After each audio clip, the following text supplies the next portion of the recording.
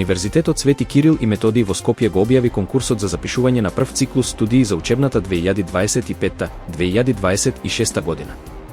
Вкупно се понудени 9719 слободни места, од кои 4683 се за редовни студенти финансирани од државата, 4081 за редовни со кофинансирање и 955 за вонредни студенти.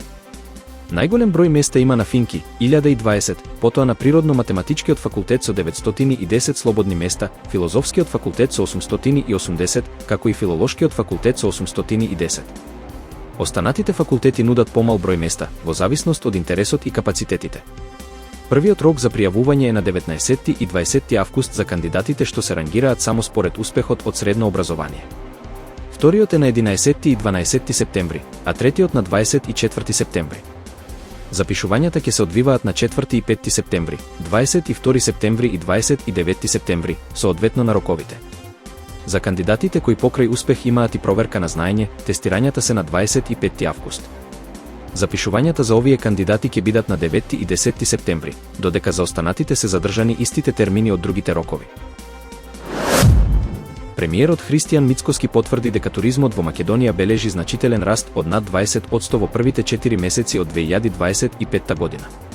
Според него, зголемувањето на бројот на туристи и ноќевања значи и повеќе приходи за граѓаните кои нудат туристички услуги, при што секој турист просечно остава околу 800 евра надвор од аранжманот. Мицкоски објави дека преку директни преговори со туроператори веќе се донесени 40.000 туристи од Западна Европа, што резултирало со околу 160.000 ноќевања надвор од туристичката сезона, особено во Охрид и другите делови од земјата. Тој изрази задоволство од позитивниот тренд и истакна дека тоа придонесува за раст на угостителството и услужниот сектор. За следната година, владата очекува половина милион ноќевања надвор од сезона, а разговорите со нови туроператори се веќе во тек. Целта е повторен двоцифрен раст на туризмот, што ќе влијае позитивно врз економскиот развој и бруто домашниот производ на земјата. Минатата година Македонија ја посетиле 1.200.000 туристи, а оваа година владата очекува бројката да достигне 1.500.000. Бројот на ноќевања, според Мицкоски, ќе се зголеми од ланските 3,5 на најмалку 4 милиони во текот на 2025 година. Соединетите Американски држави одлучија да ја продолжат вонредната состојба на Западен Балкан за уште една година, поради ризиците од политичка и безбедносна нестабилност во регионот.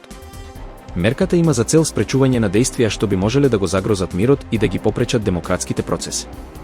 Вонредната состојба првпат беше прогласена во 2001 година од тогашниот председател на САД, како одговор на насилствата и обструкциите на меѓународните договори во Македонија, Босна и Херцеговина и Косово. Од тогаш неколку пати беше продолжувана и проширувана, последен пат во јануари 2025 година.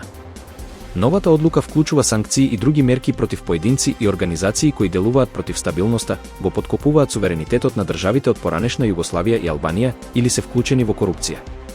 Властите на САД нагласија дека овие дејствија представуваат вонредна закана за националната безбедност.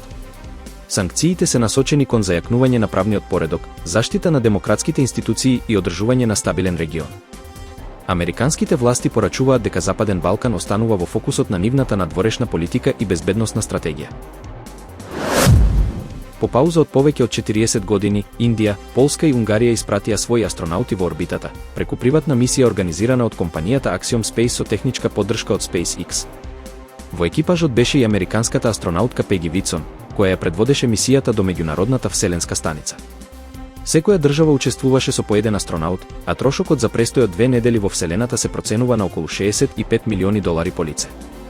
Мисијата се смета за клучен чекор во отворањето на нова ера на приватни вселенски летови со меѓународна соработка. Стартот на мисијата првично беше одложен поради истекување на кислород на ракетата Falcon, пошто тимот на SpaceX изврши неопходни поправки.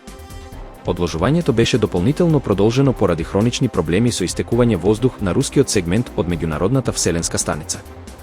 Мисијата ја символизира се поголемата улога на приватниот сектор во истражувањето на Вселената, како и зголемената глобална заинтересираност за учество во вакви мисии. Очекувањата се дека ваквите меѓународни партнерства ќе станат се почести во иднина. Францускиот председател Емануел Макрон го одби Доналд Трамп како главен гостин за парадата по повод денот на Бастилија, изјавувајќи дека нема простор за поранешни председатели во официјалниот протокол. Овој потек доаѓа во чувствителен момент, неколку месеци пред американските избори. Од Елисејската палата нагласија дека Франција сака да избегне мешање во американската изборна кампања, па затоа не го прифатија присуството на Трамп. Наместо тоа, главен акцент ќе биде ставен на француско-американската соработка, но преку институционално ниво и со актуелни представници. Трамп, според дипломатски извори, го побарал статусот на почесен гостин, како што му беше даден на Макрон за американскиот 4 јули во 2017 година. Сепак, Париз ја одбил иницијативата за да го зачува балансот во односите со САД во предизборна година. Настанот на 14 јули ќе се одржи со учество на сојузнички држави и НАТО представници, но без политички символи кои би можеле да се толкуваат како поддршка или одбивање на одредени кандидати во САД.